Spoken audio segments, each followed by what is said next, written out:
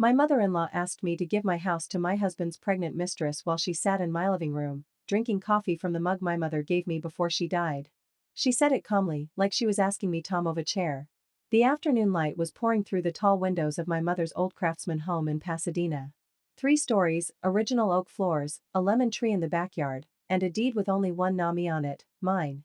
My mother had bought that house after 30 years of double shifts and quiet sacrifices. Before she passed, she held my hand and said, "Sarah, whatever happens in life, keep one place where nobody can throw you out." For 5 years, I thought Ethan understood what that meant. We had been married for 3 of those years. I worked as a credit risk officer at a regional bank. He was a project manager for a construction firm. We looked like the kind of couple people trusted at dinner parties. Then, one Tuesday night, Hess stood by the fireplace and said, "I need to tell you something terrible." I put my tea down and waited. "There's another woman," he said. "Her name is Vanessa. She's pregnant." I did not scream, something inside me went perfectly still. For months, Ethan had been telling me he wanted Abby with me. We had been looking at fertility clinics, comparing doctors, pretending we were building a future. I looked at him and asked, "How long?" "6 months," he whispered. 6 months. 6 months of sleeping beside Muhal building a nursery in another woman's life. He said it was not planned. I almost laughed. Lies never feel planned once they start costing something. For the next week, we slept in separate rooms. Ethan said he was confused, but every night he drove across town to Vanessa's condo in Century City. Apparently, confusion had an address, a parking garage, and a woman waiting upstairs.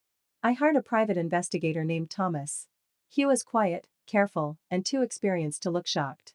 3 days later, he met me in a coffee shop and slid a folder across the table. "This is not just an affair," he said. Inside were photos of Ethan entering Vanessa's building, hotel receipts, restaurant charges, flight confirmations, and jewelry invoices. Then came the part that made my hands go cold. Vanessa was not just his mistress. She was a senior development director at a real estate company that had awarded Ethan's firm millions in contracts.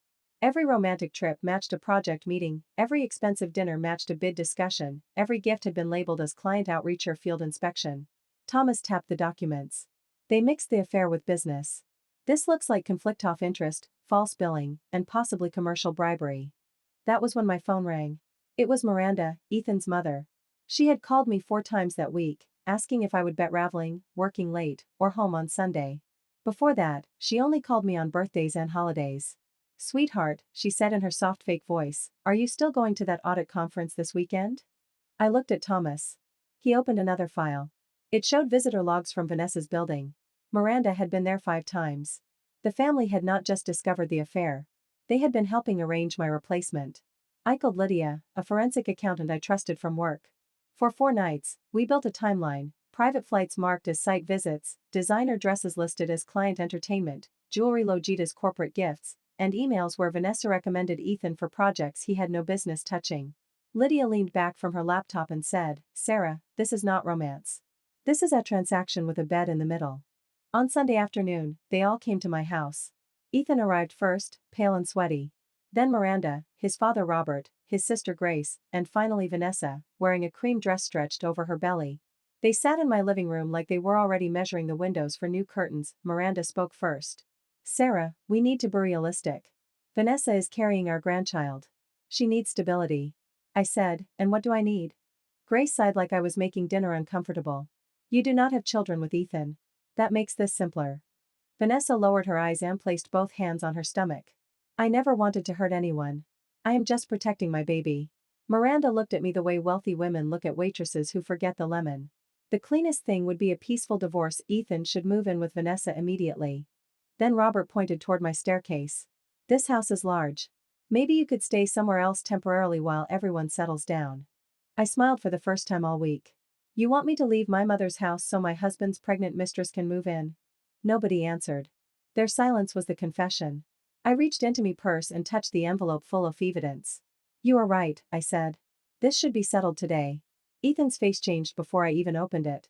I walked to the center of the living room. My heels clicked on my mother's oak floors like a countdown. "Sarah," Ethan murmured, "do not make a scene." I looked around at all of them. 10 minutes ago, your family asked me to surrender my home to your mistress. That was not a scene? Miranda lifted her chin. "I will not tolerate that tone. And I will not tolerate fraud in my living room." I opened the envelope and spread the first copies across the coffee table: invoices, emails, photographs, corporate charges, visitor logs, and bank records. Vanessa Cole approved millions of dollars in contracts for the firm where Ethan works while she was sleeping with him. Ethan billed hotel rooms, jewelry, flights, and private dinners as business expenses. Vanessa's face turned white. That is taken out of context. No, I said, it is organized by date, amount, signature, and project code. Grace picked up one page and dropped it as if it burned her fingers. Ethan, she whispered, what did you do? He stepped toward me. Sarah, please. We can talk about this alone. No. You lied alone. You are going to listen in public. Then I put my phone on the table and played a recording. Miranda's voice filled the room. Vanessa opened doors for Ethan. Sometimes a wife has to understand when another woman brings a better future. Miranda's proud little smile disappeared. That was a private conversation. So was my infertility, I said. But you used it as Aria's son to erase me. Robert stood. This is a family matter. False billing and corporate corruption are not family matters. Vanessa started breathing fast, one hand pressed to her stomach. My baby has nothing to do with this. No, I said. Your baby does not. But you do. I held up a jewelry invoice for $60,000. Was this for the baby too? Ethan stared at the floor. Miranda tried one last time. If you send this out, you will destroy the father of an innocent child. I looked directly at Ethan. No. He destroyed himself when he turned my marriage into an investment strategy. My phone buzzed. It was Lydia. Complaint filed. Copy sent to Internal Audit, Corporate Counsel, and the State Ethics Division.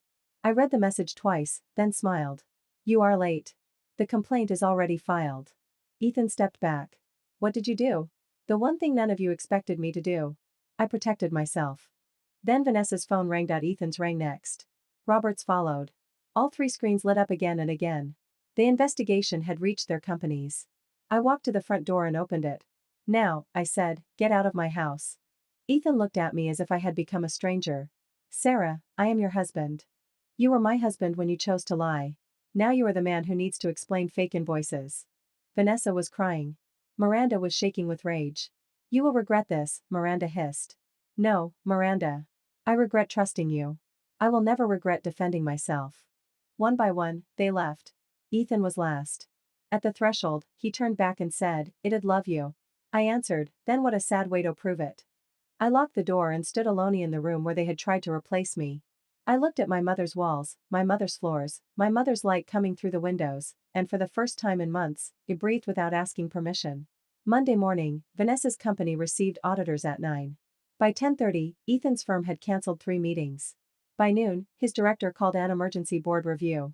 By 4, Ethan was suspended, Vanessa was removed from her position, and 2 contracts were under formal investigation. Lydia called me that evening. The Century City fantasy is over, she said. I did not celebrate loudly. I made coffee, opened every window in my house, and let the air move through it. The cleanest revenge does not always slam doors, sometimes it arrives with timestamps, signatures, certified copies, and people suddenly remembering company policy. That night, Ethan came back with 2 suitcases. I need my things, he said. You have 30 minutes. He walked in staring at the floor. The man who had called himself confused now looked like a child waiting outside the principal's office. Vanessa is falling apart, he said. Her lawyer says the company may sue her. Then she has a lot to think about. I never wanted it to go this far. No, I said. You never wanted consequences. That is different. He went upstairs for his clothes. When he came down, he was holding our wedding photo. Can I keep this? I looked at the frame. Me in a white dress. Him promising loyalty. My mother crying in the first row because she believed she was leaving me protected. No, I said. That stays with me. I need to remember that even a smart woman can be deceived, but she does not have to stay deceived. He handed it back. Before he left, he broke. My mother pushed me, he said. She said Vanessa was better for my career. She said the baby mattered more. She said you would rebuild your life. Your mother did not get into that bed for you. He had no answer. The divorce moved quickly because I had prepared everything: separate accounts, a full inventory, the deed, appraisals, screenshots, recordings, and certified copies. Ethan tried to claim part of the house, but my attorney placed one document on the table, my mother's deed transfer, completed before the marriage. He did not touch a single dollar off it. The public fall was uglier. A business outlet reported the investigation. Real estate executive allegedly favored romantic partner with multi-million-dollar construction contracts. They did not print my name, but everyone in that circle knew. Vanessa lost her job. Ethan was fired and blacklisted by 2 industry groups. Miranda stopped attending charity luncheons after women began whispering, "Is it true they tried to push Sarah out of her own house?" 3 months later, Grace called me. "I owe you an apology," she said, crying. I knew Ethan was seeing Vanessa. Mom said it was better not to get involved. "You did not owe silence," I said. "You owed me humanity." She cried harder. I did not need to insult her. Sometimes guilt does more damage than cruelty ever could. Then came the twist Ethan never saw coming. As part of Vanessa's lawsuit threat, her own attorney ordered a full review of her medical and insurance records. That review exposed what she had been hiding: the baby was not Ethan's. The father was a merit executive from her own company, the man who had signed off on the first contract Ethan received. Ethan called me at midnight after he found out. "She lied to me," he said, as if betrayal had just been invented for him. I sat in my office, looking at the lemon tree outside my window. "She learned from the best." He said he had lost everything for a baby that was not his. I said, "No. You lost everything for a lie you were willing to believe because it rewarded you." Vanessa gave birth 2 months after the divorce. I heard from a mutual friend that she and Ethan were no longer together. She was living in Asmal apartment, fighting lawsuits and bills. Ethan was supervising minor renovation jobs for people who paid him by the week. One afternoon, I saw Vanessa at a grocery store. She looked exhausted. The baby was crying. Her card was declined at the register. She saw me and lowered her eyes. "Sarah," she whispered, "I thought he was going to take care of me." I looked at her for a moment. Not with hatred. With recognition. That is what I thought too. I paid for my groceries and walked away. My house changed after that.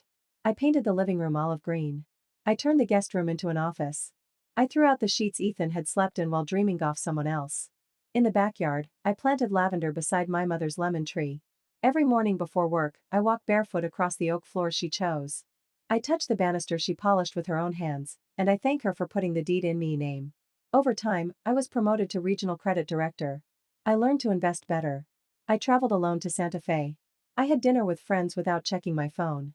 I started therapy, not because I was broken, but because I was tired of carrying someone else's shame. I did not become cold. I became clear. I learned that a woman can love deeply and still lock the door. A baby does not justify betrayal. A family that smiles at you while planning your replacement does not deserve your politeness. It deserves your boundary. Sometimes I still remember that afternoon in my living room.